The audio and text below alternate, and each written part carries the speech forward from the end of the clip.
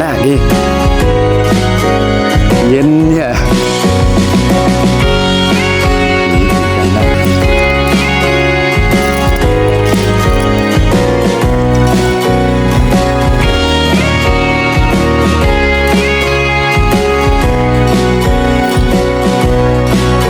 เล่นเก่ง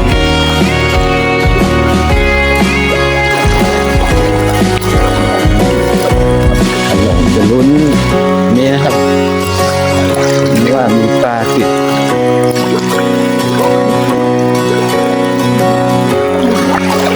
หลุดแล้วป่ะ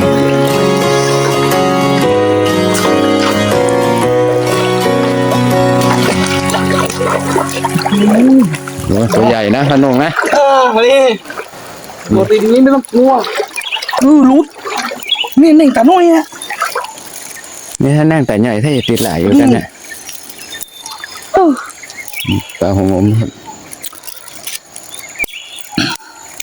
นี่ถ้ามันปันเดียอยู่เลยตัวง่ายนะ